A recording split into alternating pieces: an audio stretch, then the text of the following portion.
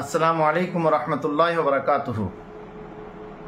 আজকে একটি বিশেষ ভিডিও ভাইরাল হয়েছে, সেই ভিডিওকে কেন্দ্র করে আপনাদের কাছে সোশ্যাল মিডিয়ার মাধ্যমে চলে আসলাম। ভাবছিলাম যে পবিত্র রমজান মাস চলছে, রমজান মাসে কিছু বলবো না, কিন্তু সম্ভবত গত পরশু থেকে একটি ভিডিও ভাইরাল হয়েছে, যে ভিডিওতে আপনারা দেখছেন যে বালুরঘাট ট্রেনে একজন বৃদ্ধ লোককে এক ভদ্রমহিলা সমানে তাকে থাপ্পড় মারছে, সমানে প্রহার করছে এবং অশালীন ভাষাতে কটূক্তি করছে।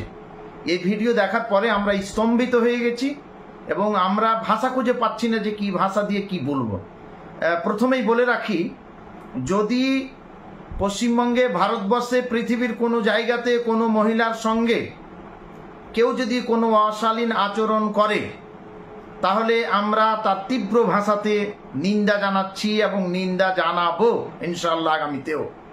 আমরা কোনোভাবে এগুলো সমর্থন করি না।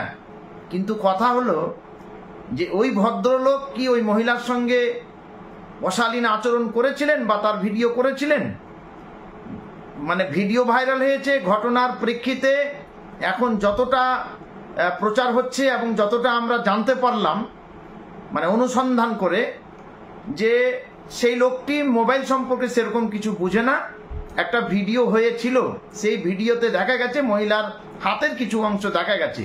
তাকে যখন অকথ্য ভাষাতে, অশালীন ভাষাতে কটূক্তি করে আর তাকে টার্গেট করে, তার যেহেতু দাঁড়িয়ে আছে, সেই যেহেতু মুসলমান, তাকে ব্যাপক হারে যখন মারা হলো এবং পরবর্তীতে জিআরপি এসে তাকে যখন নিয়ে গেল এবং তার ভিডিও সার্চ করার পরে দেখলো যে এখানে আইন বিরুদ্ধ কিছু নেই এবং ওর বিরুদ্ধে যে কোনো অ্যাকশন নেব এরকম কোনো ডকুমেন্টস, তথ্য ওই মোবাইলে পাইনি। বাধ্য হয়ে জিআরপিএফ কি করলো, যে তারা ওই লোকটিকে ছাড়তে বাধ্য হলো। এখন কথা হলো যে এই মহিলা কোথা থেকে এত পাওয়ার পেল, তার স্পর্ধা কি করে হলো যে একজন বয়স্ক লোক, বৃদ্ধ লোক, পিতৃ সমতুল্য লোককে সমানে থাপ্পড় মারছে আর অশালীন ভাষাতে কটূক্তি করছে? কিসের জন্য? কোথায় এ শিক্ষা পেল? এত অসভ্য কেন? এত বর্বর কেন? এত অশিক্ষিত কেন? কিসের জন্য? আইন বলে কি কিছু নেই? ঠিক আছে, ভিডিও হলো, আমরা ভিডিও সমর্থন করছি না। সে যদি সভ্যঘরের মহিলা থাকতো তাহলে নিশ্চয়ই সে সঙ্গে সঙ্গে পুলিশকে ইনফর্ম করতো আর ইনফর্ম করে বলতো যে আমার এই ভিডিও করেছে, আমার সঙ্গে অশালীন ব্যবহার করেছে, এর বিরুদ্ধে অ্যাকশন নিন। আমরা তাতে একমত, ওই মহিলার সঙ্গে আমরা একমত। যদি তার সঙ্গে এতটুকু কেউ যদি অভব্য আচরণ করে, তো তার বিরুদ্ধে সে পুলিশকে বলে আইনের মাধ্যমে তার অ্যাকশন নেওয়া হবে, তাতে আমরা সমর্থন করি। কিন্তু আইনকে বুড়ো আঙ্গুল দেখিয়ে তার মানে দাঁড়িয়ে আছে বলে তাকে মুসলমান ভেবে, দুর্বল ভেবে সমানে তাকে মারছে, তীব্র ভাষাতে নিন্দা জানাচ্ছি।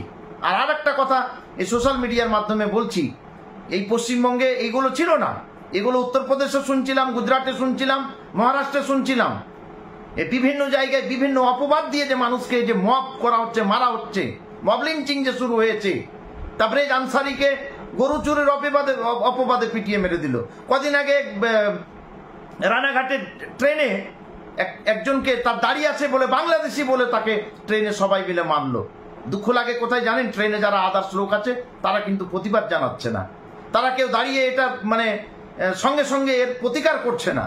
এটা খুব দুঃখজনক ব্যাপার। এগুলো পশ্চিমবঙ্গে ছিল না।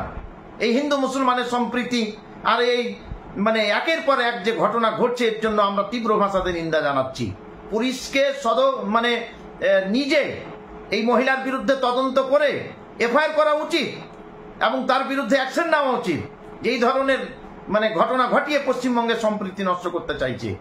আর আমাদের মাননীয় বিরোধী দল নেতা, আমার তার নাম বলতে লজ্জা লাগছে, তার সঙ্গে আমাদের সকলের মানে যারা জানি আমরা, যে তিনি এখন যে ভাষা ব্যবহার করছেন মিডিয়ার সামনে, সমানে যে ভাষা ব্যবহার করছেন, সে ভাষা একেবারে হিন্দু মুসলমানের সম্প্রীতি নষ্ট করবার ভাষা। সদা সর্বদা দাঙ্গা লাগাবার জন্য, এই বাংলাদেশ নিয়ে যখন ঘটলো তখনও মনে হচ্ছে দাঙ্গা লাগিয়েই ছাড়বে। পশ্চিমবঙ্গে বর্তমান যে এমন পরিস্থিতি যে উনি দাঙ্গা লাগিয়েই ছাড়বেন, দাঙ্গা ছাড়া এই বিজেপি আরএসএস এর এই পশ্চিমবঙ্গে কোনো জায়গা নেই। আর তার জন্য তারা একের পর এক মানে ন্যাক্কারজনক ঘটনা, ন্যাক্কারজনক কাজ করেই চলেছে। আমরা কিন্তু এগুলো বরদাস্ত করব না। আইনকে সামনে রেখে, সংবিধানকে সামনে রেখে গণতান্ত্রিক পদ্ধতিতে আন্দোলন আমরা করব, জোরালো আন্দোলন করব যদি প্রয়োজন পড়ে। আপনারা আমাকে জানেন, অনেকে আমরা বিভিন্ন সংগঠনের সঙ্গে যুক্ত আছি, আমরা তদন্ত করছি ওই মহিলার বাড়ি কোথায়। আমরা দরকার পড়লে পুলিশ প্রশাসনের কাছে তার বিরুদ্ধে এফআইআর করে পুলিশকে বলবো তার বিরুদ্ধে অ্যাকশন না হোক। আর এরকম ভাববেন না যে আমরা দুর্বল, আমরা দুর্বল। যেখানে দাড়িওয়ালা টুপিওয়ালা পাবেন হেনস্থা করবেন, বেইজ্জতি করবেন, তাকে মারবেন, এটা কিন্তু আমরা আর বরদাস্ত করবো না, কোনো মতে বরদাস্ত করবো না। সোশ্যাল মিডিয়ার মাধ্যমে বলছি, দেখেন আমরা আবেগে কথা বলি না। এক শ্রেণীর মানুষ চাচ্ছে আমাদের মধ্যে লড়াই লাগিয়ে দিতে, আমরা লড়াই করতে চাচ্ছি না। দেশের সংবিধানকে শ্রদ্ধা করি, আমরা দেশকে ভালোবাসি, দেশে আমাদের রক্ত আছে।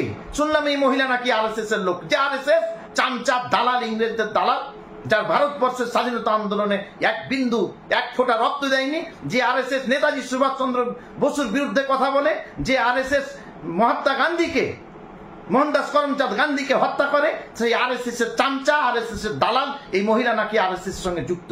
আর মহিলা নিশ্চয়ই সভ্য ঘরের সন্তান নয়, অসভ্য, বর্বর, তীব্র ভাষাতে নিন্দা জানাচ্ছি যে একজন মহিলা, পিতৃ সমতুল্য লোক, বৃদ্ধ লোক, তাকে মানে প্রহার করলে এর নিন্দা জানাচ্ছি এবং ধিক্কার জানাচ্ছি। আমরা আগামীতে দরকার পড়লে এর জন্য বৃহত্তর আন্দোলন করব। আর সোশ্যাল মিডিয়ার মাধ্যমে আপনাদেরকে অনুরোধ করছি, আপনারা কেউ কাউরি প্ররোচনাতে পা দেবেন না, আইন কেউ হাতে তুলে নেবেন না। আপনারা আইন মোতাবিক সংবিধান সামনে রেখে যেখানে প্রয়োজন পড়বে এফআইআর করে পুলিশ প্রশাসনকে অ্যাকশন নেওয়ার জন্য বলতে হবে। ধন্যবাদ সকলে, ভালো থাকবেন, সুস্থ থাকবেন।